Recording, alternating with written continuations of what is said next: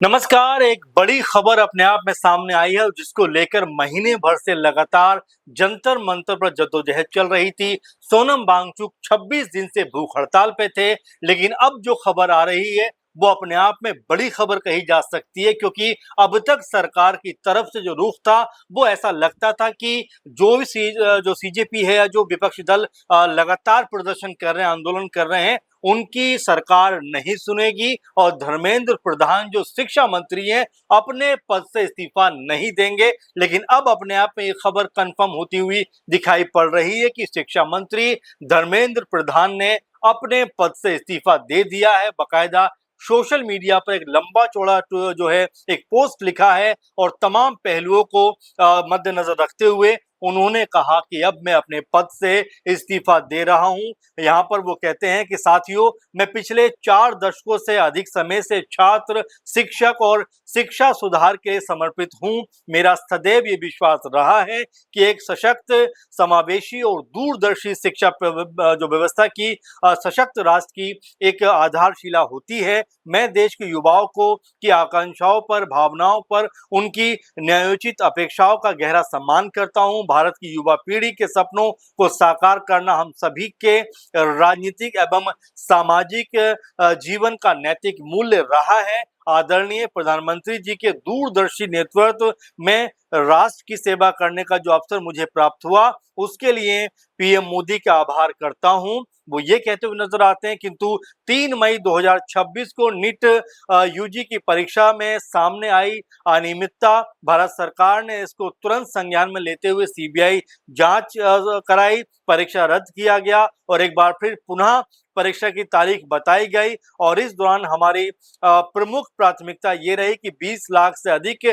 छात्रों की परीक्षा सुचारू रूप से आयोजित की जाए और इसको लेकर 21 जून 2026 को ये परीक्षा पूर्ण की गई। पहले दिन ही सरकार पहले दिन से ही इस पर मैंने जिम्मेदारी ली और इस परिस्थितियों से कभी मुंह नहीं मोड़ा। ये संकल्प था कि हम किसी भी मेधावी छात्र की संभावना परीक्षा माफियाओं के कारण खराब नहीं होने देंगे, किसी भी छात्र के साथ अन्याय नहीं होने देंगे। 16 जुलाई को घोषित नीट यूजी के परिणाम संतोषजनक रहे, जिसमें गरीब पृष्ठभूमि से आए कई मेधावी छात्रों को सफलता मिली, परंतु इस दौरान भी कई छात्रों को गुमराह करने के लिए जिम्मेदार पदों पर बैठे व्यक्तियों ने बाधा डालने का प्रयास किया, जिससे मन अत्यंत जो है व्यथित हुआ है। और साथ में वो कहते हैं, मैं सदैव हमारे प्रजातंत्र की शक्ति में अटूट भरोसा करता हूं और युवाओं की आकांक्षाओं, सपनों और अपेक्षाओं का गहरा सम्मान भी करता हूं। वे केवल भारत का भविष्य ही नहीं बल्कि नए और विकसित भारत के वाहक, निर्माता और भविष्य के शिल्पकार हैं। पिछले 10 दिनों का घटनाक्रम देखकर मेरा मन दुखी है। ये मेरे लिए व्यक्तिगत प्रतिष्ठा का विषय नहीं है। और इस तरह की तमाम बातों को रखते हुए धर्मेंद्र प्रधान ये कह देते हैं कि अब इस पद पर मैं काम नहीं करूंगा और देश को आगे बढ़ाने के लिए तमाम तरह की शुभ कामनाएं यहाँ पर देते हुए नजर आते हैं। लेकिन महत्वपूर्ण बड़ा सवाल ये बन जाता है कि धर्मेंद्र प्रधान, जिनको लेकर लगातार जो विपक्षी खेमे थे, कांग्रेस पार्टी, समाजवादी पार्टी और भी तमाम लोग एक ही बात पर अड़े हुए थे। बीते 7-8 दिन से संसद जब से शुरू हुई है, एक दिन भी जो कार्य है वो सुचारू तरीके शुरू नहीं हुआ है और अब तक कोई बैठक ये नहीं देखा गया है कि घंटे भर से भी ज्यादा चली हो। ऐसे में ये प्रश्न अपने आप में बड़ा बनता हुआ नजर आ रहा था कि आखिर धर्मेंद्र प्रधान क्या अपने पद से इस्तीफा देंगे। पीएम मोदी को 2 बार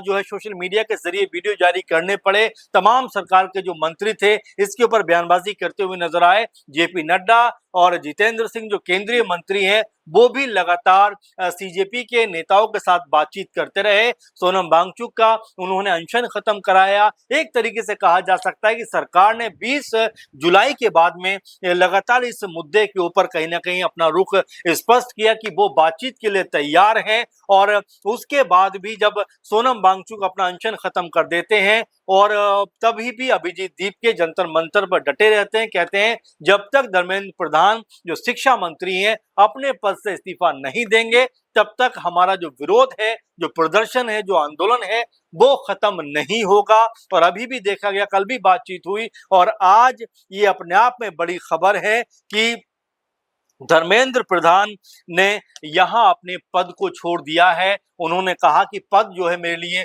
कोई ऐसा नहीं है कि मैं उसी पे जो हमेशा बैठा रहूंगा, बल्कि मैं ये चाहता हूं कि देश का अटूट भरोसा बना रहे लोकतांत्रिक प्रक्रिया में। और तमाम तरह की चीजों को देखकर वो ये भी कहते हैं कि बीते 10 दिनों का जो घटनाक्रम है उससे उनका मन बहुत ज्यादा दुखी है और इसी कारण उन्होंने अपने पद को छोड़ने का फैसला किया है। अब इसको कई तरह से देखा जा सकता है, क्योंकि अगर हम सीजेपी की बात करें तो उनके समर्थन में आम आदमी पार्टी के तमाम नेताओं ने जंतर मंतर पर प्रदर्शन किया। वहीं कांग्रेस पार्टी समेत समाजवादी पार्टी वो एक अलग अपना आंदोलन करते हुए दिखाई पड़े और दोनों की जो लड़ाई थी वो अलग अलग दिखाई पड़ी, क्योंकि सोनम वांगचुक की पत्नी गीतांजलि ने भी ये बात कही कि जिस तरह से कांग्रेस पार्टी और सपा ने प्रदर्शन किया है, आंदोलन किया है, उससे उनकी ईमानदारी में उनको शक होता है। यानी कि अपने आप में ये आंदोलन अलग अलग मोड़ लेता हुआ दिखाई पड़ा और ऐसे में सरकार के ऊपर दबाव इसलिए बढ़ा कि जंतर मंतर पर छात्र बैठे थे, दीपक जो अभिजीत दीप के वो बैठे थे। वहीं संसद के अंदर जो विपक्षी दल हैं वो लगातार सरकार के खिलाफ आवाज बुलंद करते हुए दिखाई पड़ रहे थे। लेकिन कुल मिलाकर अपने आप में एक बड़ी खबर, एक बड़ी कह सकते हैं अपने आप में अपडेट की। धर्मेंद्र प्रधान जो अब तक खामोश थे, कोई बड़ी बयानबाजी नहीं कर रहे थे, अब एक लंबा चौड़ा जो है अपना एक सोशल मीडिया पर पोस्ट करने के बाद अपने पद को यहाँ पर छोड़ने की बात कह देते हैं। अब सबसे बड़ा प्रश्न ये खड़ा हो जाता है कि धर्मेंद्र प्रधान का ये पद जो खाली हुआ है, यानी शिक्षा मंत्री आने वाला अब कौन बनता हुआ दिखाई पड़ेगा। कई नामों पे लगातार चर्चा थी, कई नामों पे विचार विमर्श किया जा रहा था, या कई नामों को लेकर जो है सोशल मीडिया पे लोग बातें करते हुए नजर आ रहे थे। और इसमें एक बड़ा नाम राघव चड्ढा का भी उभरा, जो कुछ दिनों पहले ही आम आदमी पार्टी छोड़कर बीजेपी में शामिल हुए हैं। तो क्या वो भी रेस में दिखाई पड़ेंगे? और जिस तरह से उनका अब तक रुख रहा है, क्योंकि इस पूरे आंदोलन पे कोई बड़ी बयानबाजी राघव चड्ढा की तरफ से नहीं की गई है। अब ऐसे में चूंकि अच्छे लिखे पढ़े वो नेता हैं, तो क्या बीजेपी उनको ही अब जो है शिक्षा मंत्री बनाने की तरफ कदम बढ़ाएगी? ये सब संभावनाएं लगाई जा रही हैं। और साथ में ये भी कहा जाता है कि जिस तरह से स्मृति ईरानी भी एक समय इस पद पर रही और मजबूती से काम किया, उनको लेकर भी तमाम तरह की लोग जो है बातें करते हुए नजर आ रहे हैं कि क्या उनकी वापसी हो जाएगी। तो फिलहाल अभी अटकलों का बाजार बहुत ज्यादा गर्म दिखाई पड़ता है, बहुत ज्यादा इसको लेकर बातचीत हो रही है। लेकिन मिला जुला कर देखा जाए तो अपने आप में ये मुद्दा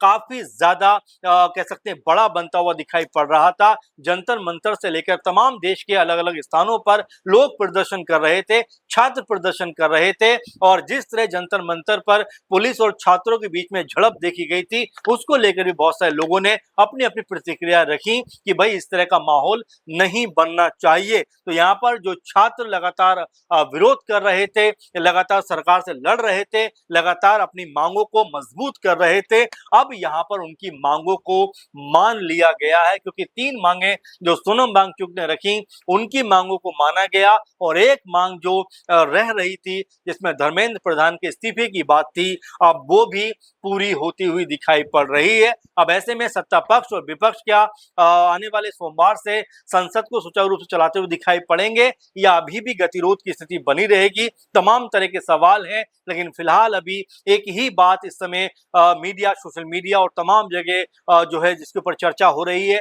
वो यही है कि धर्मेंद्र प्रधान के इस्तीफे के बाद आखिर दूसरा शिक्षा मंत्री बीजेपी की तरफ से कौन होने वाला है? क्या बीजेपी के पार्टी से ही होगा, या सहयोगी दलों से ये निकलकर आने वाला है? राघव चड्ढा होंगे, या स्मृति ईरानी की वापसी होती हुई दिखाई पड़ेगी? ये तमाम तरह की अटकलें अब सोशल मीडिया पर लगती हुई दिखाई पड़ती हैं। आपको क्या लगता है कि धर्मेंद्र प्रधान के बाद भारत सरकार में या मोदी कैबिनेट में शिक्षा मंत्री का जो पद है, जो मंत्रालय है, वो किसको मिलता हुआ नजर आएगा?